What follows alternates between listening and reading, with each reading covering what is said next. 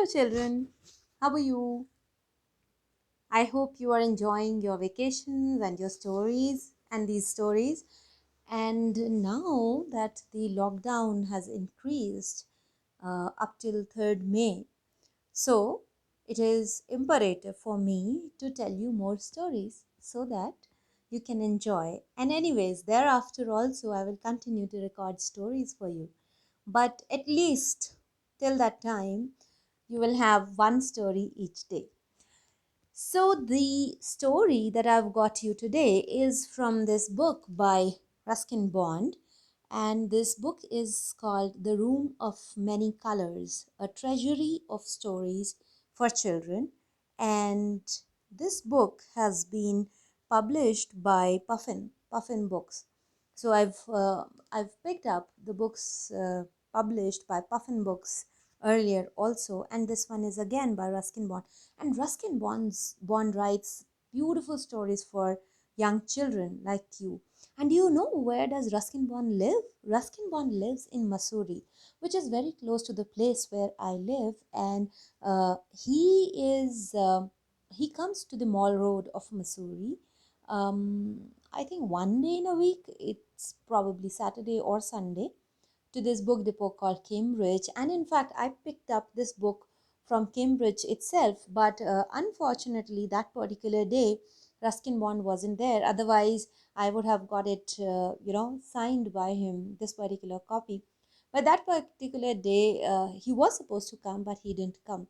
So next time, if you ever go to Missouri, try to be there on a Saturday or Sunday. Maybe you can check over the internet and know when he would be there and go there. Yes, you have to be prepared to stand in queue for some time, because a lot of children, a lot of people, especially children, they come to get their books, his books, signed by him, and it's just amazing. So I picked up this book for you today, and Ruskin Bond mainly writes his stories, which are, based out of the hilly region. So he usually writes with the background of his stories in hills. So the house, the forest, and all that probably he grew up with. So that's how he writes, and it's very interesting to read as well. So, this particular story that I've picked up from this book, The Room of Many Colors, is called A Tiger in the House. So, here goes the story. Enjoy. Timothy, the tiger cub, was discovered by grandfather on a hunting expedition in the Tarai jungle near Dehra. Grandfather was no shikari, but as he knew the forests of the Shivalik hills better than most people, he was persuaded to accompany the party. It consisted of several very important persons from Delhi. It consisted to advise on the terrain and the direction the beaters should take once a tiger had been spotted. The camp itself was sumptuous. 7 large tents, one for each shikari, a dining tent, and a number of servant tents. The dinner was very good, as grandfather admitted afterwards. It was not often that one saw hot water plates, finger glasses, and 7 or 8 courses of meal in a tent in jungle. But that was how things were done in the days of the viceroys.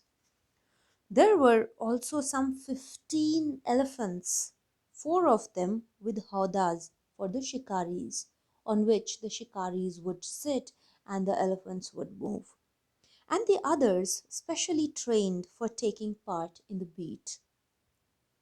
The sportsmen never saw a tiger, nor did they shoot anything else, though they saw a number of deer, peacock, and wild boar.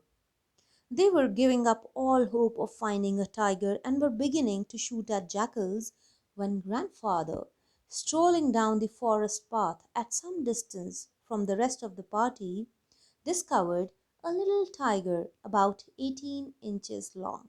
That was a small cub, hiding among the intricate roots of a banyan tree. Grandfather picked him up and brought him home after the camp had broken up. He had the distinction of being the only member of the party to have bagged any game, dead or alive. At first, the tiger cub, who was named Timothy by grandmother, was brought up entirely on milk given to him in a feeding bottle by our cook Mahmoud. But the milk proved too rich for him, and he was put on a diet of raw mutton and cod liver oil, to be followed later by a more tempting diet of pigeons and rabbits.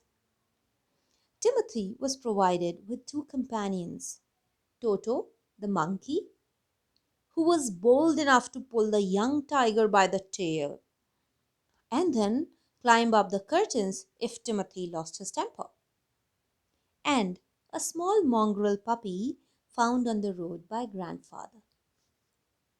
At first, Timothy appeared to be quite afraid of the puppy and darted back with a spring if it came too near. He would make absurd dashes at it with his large forepaws and then retreat to a ridiculously safe distance. Finally, he allowed the puppy to crawl on his back and rest there. One of Timothy's favorite amusements was to stalk anyone who would play with him. And so, when I came to live with grandfather, I became one of the tiger's favorites.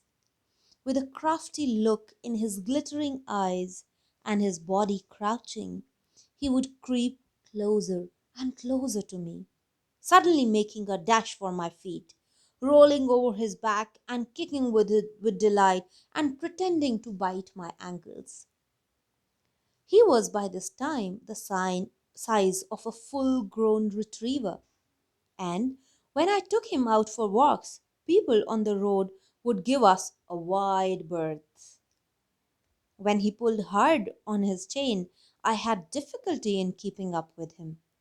His favorite place in the house was the drawing room, and he would make himself comfortable on the long sofa, reclining there with great dignity and snarling at anybody who tried to get him off. Timothy had clean habits and would scrub his face with his paws exactly like a cat. He slept at night in the cook's quarters and was always delighted at being let out by him in the morning. One of these days, declared grandmother, in her prophetic manner, we are going to find Timothy sitting on Mahmud's bed, and no sign of the cook except his clothes and shoes. Of course, it never came to that, but when Timothy was about 6 months old, a change came over him. He grew steadily less friendly. When out for a walk with me, he would try to steal away to stalk a cat or someone's pet picnics. Sometimes at night we would hear frenzies crackling from the poultry house, and in the morning there would be feathers lying all over the veranda. Timothy had to be chained up more often, and finally, when he began to stalk about the house with what looked like villainous intent, grandfather decided it was time to transfer him to a zoo. The nearest zoo was at Lucknow, 200 miles away. Reserving a first class compartment for himself and Timothy, no one would share a compartment with them. Grandfather took him to Lucknow, where the zoo authorities were only too glad to receive as a gift a well fed and fairly civilized tiger. About 6 months later, when my grandparents were visiting relatives in Lucknow, grandfather took the opportunity of calling at the zoo to see how Timothy was getting on. I was not there to accompany him, but I heard all about it when he returned to Dehra. Arriving at the zoo, grandfather made straight for the particular cage in which Timothy had been interned. The tiger was there, crouched in a corner, full grown and with a magnificent striped coat. "Hello, Timothy," said grandfather, and climbing the railing with ease, he put his arm through the bars of the cage. The tiger approached the bars and allowed grandfather to put both hands around his head.